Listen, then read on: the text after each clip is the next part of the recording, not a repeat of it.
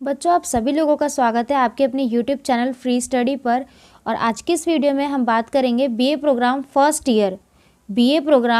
Year 2023 new education policy के according जिन्होंने minor history पढ़नी है, जिनको करके बिल्कुल शुरुआत से लेकर के 300 सदी तक का 300 ईसा पूर्व तक का इतिहास जिनको पढ़ना है।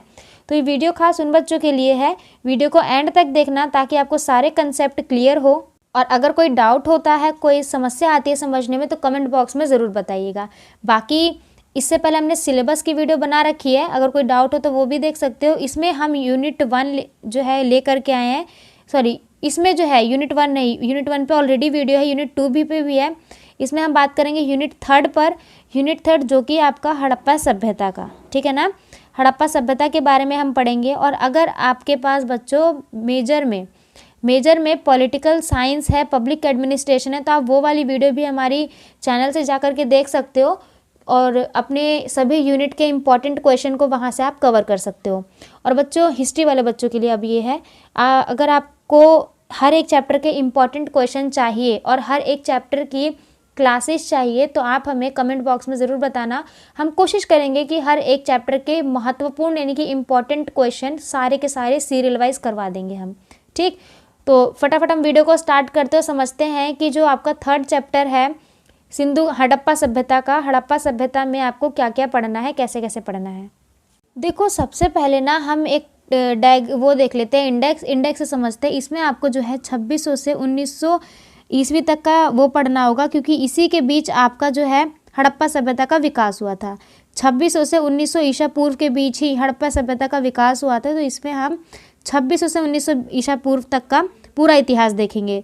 कैसे हड़प्पा सभ्यता का क्या नामकरण पड़ा, क्या स्वरूप था, उसकी क्या क्या विशेषताएं, ये हम पढ़ेंगे इस चैप्टर में। उद्भव कैसे हुआ, उसके अलावा उसकी पृष्ठभूमि क्या रही, यानी कि बैकग्राउंड क्या क्या रहा, ये भी हम पढ़ेंगे। कालचरण पढ़ेंगे, कैसे पढ़ा, मतलब कालचरण कब से कब तक का था, 2600 से 1900 तक का ईसा पूर्व था। याद रखना 2600 से 1900। उसके अलावा हम यहाँ पर उसकी भौगोलिक विशेषता देखेंगे। साथ ही हम यहाँ पर ये भी पढ़ेंगे कि उसकी आजीविका का चरण कैसा था, यानी कि हड़प्पा सभ्यता जब था तो उस समय पर लोग कैसे रहते थे, कैसे अपना गुजर बसर करते थे, सब कुछ हम यहाँ पर देखेंगे, ठीक। फिर ये भी देखेंगे कि जब गुजर बसर करते थे तो भाई ऐसे तो करते नहीं होंगे, यानी कि कुछ ना कुछ काम धंधा करते होंगे, तो हम उनका व्यापार जानेंगे और वो उत्पाद क्या क्या करते थे वो भी देखेंगे। व्यापार में आपको 2 कैटेगरी मिलेगी। व्यापार में हमने देखा कि वहाँ पर शिल्प का उत्पादन होता था और उसके अलावा कुछ व्यापार होता था एक देश से दूसरे देश के बीच, ठीक है। तो ये भी हम पढ़ेंगे। उसके अलावा हम वहाँ पे कुछ धर्म के बारे में भी पढ़ेंगे हड़प्पा सभ्यता के, साथ ही सभ्यता की विशेषता बहुत अच्छे से पढ़ेंगे। अंत में हम पढ़ेंगे इसका पतन, कि कैसे इसका पतन हुआ, कैसे इसका खात्मा पड़ा, क्यों हम आज पढ़ रहे हैं इसको, और अंत में एक निष्कर्ष भी देखेंगे, ठीक। तो ये पॉइंट्स है जो इस चैप्टर में हम पूरे के पूरे पढ़ने वाले हैं। हो सके तो इसको आप नोट कर लो ताकि समझने में और पढ़ने में आसानी हो। तो सबसे पहले हम समझते हैं कि हड़प्पा सभ्यता का नामकरण कैसे हुआ। देखिए, प्रश्न इस प्रकार से पूछा जा सकता है, सिंधु घाटी सभ्यता को सिंधु घाटी सभ्यता क्यों कहते हैं। देखो ध्यान से पढ़ना, कहा है सिंधु घाटी सभ्यता को सिंधु घाटी सभ्यता क्या क्यों कहते हैं, या फिर पूछा गया कि हड़प्पा सभ्यता को हड़प्पा सभ्यता क्यों कहते हैं। सॉरी, यहाँ पे मिसप्रिंट है, यहाँ पर था सिंधु घाटी सभ्यता को हड़प्पा सभ्यता क्यों कहते हैं। लिख देती हूँ मैं, सिंधु घाटी सभ्यता को हड़प्पा सभ्यता क्यों कहते हैं, या फिर कोई प्रश्न आया सिंधु घाटी सभ्यता को सिंधु घाटी सभ्यता क्यों कहते हैं। ये है सबसे इम्पॉर्टेंट, ये होता है। 12th क्लास में भी आपने बहुत अच्छे से पढ़ा होगा सिंधु घाटी सभ्यता को। तो देखो क्या लिख सकते हो आप, सिंधु घाटी सभ्यता की जो खोज है वो सबसे पहले की गई थी 1921 में दयाराम साहनी के नेतृत्व में, इन्हीं के साथ में किया गया था। हड़प्पा नामक एक जगह थी, हड़प्पा की खुदाई के दौरान सबसे पहला जो स्थल था, उत्खनन जो क्षेत्र था वो था हड़प्पा, इसीलिए इसका नाम हड़प्पा रख दिया। यानी कि सिंधु घाटी सभ्यता को हड़प्पा सभ्यता क्यों कहते हैं, क्योंकि सबसे पहले खोजा गया स्थल हड़प्पा था, इसीलिए इसको हड़प्पा सभ्यता बोल दिया गया। कोई डाउट होप सो नहीं बचा होगा। सिंपल याद रखना, सिंधु घाटी सभ्यता को हड़प्पा सभ्यता इसीलिए कहते हैं क्योंकि सबसे पहले खोजा गया स्थल हड़प्पा था, ठीक है। अब अगला देखते क्या पूछा जा सकता है। अब हम देखेंगे इसका विस्तार क्षेत्र और उसके अलावा कालचरण। विस्तार क्षेत्र क्या से कहाँ तक है, ये विस्तार क्षेत्र आप इसका देखोगे तो काफ़ी जगह पर है। पूरे भारत में पूर्व और दक्षिण पूर्व में देखो कहाँ कहाँ ये पूर्व, दक्षिण पूर्व, नदी के तटीय तक एवं उत्तर में उच्च भूमि और दक्षिण पश्चिम और दक्षिण पूर्व के तटीय कटिबंध तक फैला है। अब इसको मैं डायग्राम के थ्रू बहुत अच्छे से समझाती हूँ। देखो भारत है, ये होता है, ठीक है, मान लो ये भारत है, ठीक, इस टाइप से डायग्राम बना रही हूँ। उतना अच्छा भारत बनता नहीं है वैसे, मैंने बनाया नहीं है कभी, मान लो एग्जाम्पल के लिए भारत है, ठीक। उत्तर ये हो गया, दक्षिण ये हो गया, पूरब ये हो गया और ये पश्चिम हो गया, राइट। अब देखो क्या बोल रही है, पूरब और दक्षिण पूर्व, दोबारा से, उत्तर ये हो गया, दक्षिण ये हो गया, पूरब ये हो गया और पश्चिम ये हो गया, ठीक।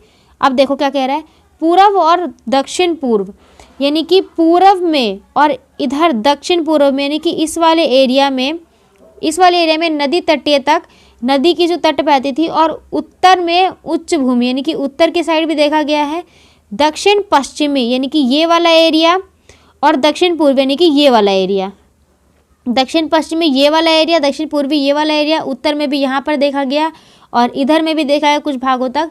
यानी कि ये पाकिस्तान, जम्मू कश्मीर, अफगानिस्तान, चौलिस्तान, इन सब को लेकर के, और साथ ही इधर गुजरात वगैरह में भी, इधर में भी हड़प्पा सभ्यता देखा गया है और इधर में भी देखा गया कुछ एरिया में, ठीक है, समझ रहे हो। तो इतनी दूर तक इसका विकास था, यहाँ तक फैला हुआ था ये हड़प्पा सभ्यता। तो यहाँ से क्लियर होगा कि यहाँ तक भी हड़प्पा सभ्यता का बहुत विकास हुआ था। कालचरण क्या था, तो इतिहासकारों के अनुसार सभ्यता का जो काल है वो है 2600 से 1900 ईसा पूर्व तक, परंतु इसमें कुछ मतभेद भी है। कहा जाता है कि इससे पहले कुछ पूर्व की बस्तियां भी रहती थी, और ये भी कहा जाता है कि इसके बाद में भी इसका विस्तार हुआ था, पूरी तरीके से समाप्त नहीं हुआ था ये सभ्यता। उसके अलावा सिंध के कुछ नाम भी मैंने, जैसे चौलिस्तान जो पाकिस्तान के पास है, कच्छ जो गुजरात में है, अभी जो मैंने आपको बताया, नदी जो चौलिस्तान के क्षेत्र में है, कालीबंगन जो दक्षिण साइड में पड़ती है, बनावली ये भी गोवा की साइड पड़ती है, आदि नगर में इसे क्या मिले हैं, अस्तित्व मिले हैं। तो ये सारे ही राज्य जो है, छोटे छोटे क्षेत्र जो है, इसको नोट डाउन कर सकते हो आप, ताकि आराम से आप लिख सको। देखो बच्चों, वैसे तो पूरे यूट्यूब पे अगर आप सर्च करोगे ना, हड़प्पा सभ्यता के लिए हज़ारों वीडियो मिल जाएगी आपको, हज़ारों। लेकिन मैंने यहाँ कोशिश किया है कि छोटे छोटे की पॉइंट्स ले लो आप, उन की पॉइंट्स आप अच्छे समझ जाओ, और जब हम इम्पॉर्टेंट क्वेश्चन करवाएंगे, आप बता देना हमें इम्पॉर्टेंट क्वेश्चन आपको चाहिए कि नहीं, इम्पॉर्टेंट क्वेश्चन करवाएंगे तो ये सारे ही पॉइंट आउट आप वहाँ पे कवर अप करोगे, तो वो अच्छा रहेगा, ठीक है ना। अब आगे देखते हैं, अब हम पढ़ते हैं इसकी कुछ भौगोलिक विशेषता। अब देखिए इसकी भौगोलिक विशेषता देख लेते हैं। भौगोलिक विशेषता क्या है, भौगोलिक विशेषता का मतलब होता है कि पर्यावरण और प्राकृतिक रूप से क्या क्या चीज़ें इसके क्षेत्र में देखी गई है। तो देखो उत्तर पश्चिम भारत और पाकिस्तान की पट्टी तक फैला था। देखो यहाँ मैं दोबारा बता देती हूँ, मान लो ये भारत है, इस टाइप से कुछ, नहीं दोबारा बनाती हूँ मैं, ये है भारत, ठीक, इस टाइप से भारत है। देखो उत्तर का भाग ये रहा और पश्चिम का भाग ये रहा, यानी कि ये वाला भाग। अब इस वाले भाग में तो ये तो भारत है और इस साइड क्या है, पाकिस्तान है। भारत का नक्शा देखना आप, इस साइड क्या है, पाकिस्तान है। तो भारत और पाकिस्तान की पट्टी तक फैला हुआ था, यानी कि इसका अधिकतर भाग पाकिस्तान में था। हड़प्पा सभ्यता विकसित कहाँ हुआ था, वर्तमान के पाकिस्तान में, आज के पाकिस्तान में, ठीक। उत्तर मैदानी क्षेत्र जहाँ पर वर्षा वगैरह होती थी, जिसके कारण कृषि की दृष्टि से ये बहुत ही ज़्यादा संपन्न भाग माना जाता था। उसके अलावा उत्तर का जो पश्चिम भाग था, वहाँ पे भारत और पाकिस्तान की पट्टी तक फैला तो था, साथ ही पश्चिम में यहाँ पर पर्वत श्रेणी देखी गई है, यानी कि पर्वत भी थे इसके आसपास के क्षेत्र में। दक्षिण में अरब सागर देखा गया, पूर्व में बंगाल की खाड़ी, दक्षिण पश्चिम में हिंद महासागर जो व्यापारिक दृष्टि से बहुत ज़्यादा ज़रूरी था। तो इस तरीके से इसका भौगोलिक विस्तार था। बेसिकली ये जो सभ्यता थी वो त्रिभुजाकार में फैली हुई थी, त्रिभुजाकार में, यानी कि जैसे उत्तर, दक्षिण, पूरब और ये पश्चिम, यहाँ से इसका पूरा विस्तार था, साथ ही इसमें भी देखी गई। तो इस तरीके से 3 भागों में बटी थी, इसलिए इसको त्रिभुजाकार सभ्यता बोला गया। अब आगे देखते हैं, अब देखते हैं कि इस हड़प्पा सभ्यता की जानकारी के स्रोत हमें क्या क्या मिले हैं। प्रश्न कुछ इस प्रकार से बनेगा, हड़प्पा सभ्यता की जानकारी के प्रमुख स्रोतों का वर्णन करो, या फिर हड़प्पा सभ्यता की सामाजिक धार्मिक विशेषताओं की जानकारी के लिए जो पुरातात्विक है वो कौन कौन से स्रोत अपनाते हैं, ये बोल सकता है। तो क्या होगा इसमें, स्थापत्य अवशेष हो जाएंगे, विलासिता की वस्तु हो जाएंगी। विलासिता की वस्तुएं मतलब जैसे जो राजा महाराजा यूज़ करते थे। शवाधान हो गए कि अगर किसी व्यक्ति को गाड़ कर मट्टी में गाड़ दिया जाता था, ठीक, तो मट्टी में गाड़ने के बाद कुछ टाइम के बाद, कुछ सालों सदियों बाद उसकी हड्डी तो वैसी रहेगी, कंकाल, तो वो मिले, यानी कि वहाँ पर इंसान को जलाया नहीं जाता था, मार दिया जाता था। और हड़प्पा सभ्यता में ये था कि हर एक लाश जो बॉडी होती है, हर एक लाश के साथ कुछ निर्जीव चीज़ें भी डाल दी जाती थी। यानी कि मान लो कोई भी व्यक्ति है, मान लो कोई स्त्री मर गई, ठीक, कोई स्त्री किसी की डेथ हो गई, तो उसके साथ क्या करेंगे, एक तांबे का शीशा डाल देंगे या फिर एक कलश डाल देंगे।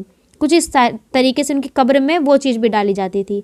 मोहरें देखने के मिली है, जिससे हमें पता चलता है कि हाँ, उस टाइम पे हड़प्पा सभ्यता अस्तित्व में थी। मनके देखने को मिला है, चाक पे मनके बनते थे। मृदभांड मिले हैं, मोतियाँ होती थी।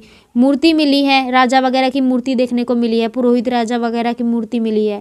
तो ये सब क्या है, कुछ स्रोत हैं ताकि जिससे हमें पता चलता है कि हाँ, हड़प्पा सभ्यता अस्तित्व में थी।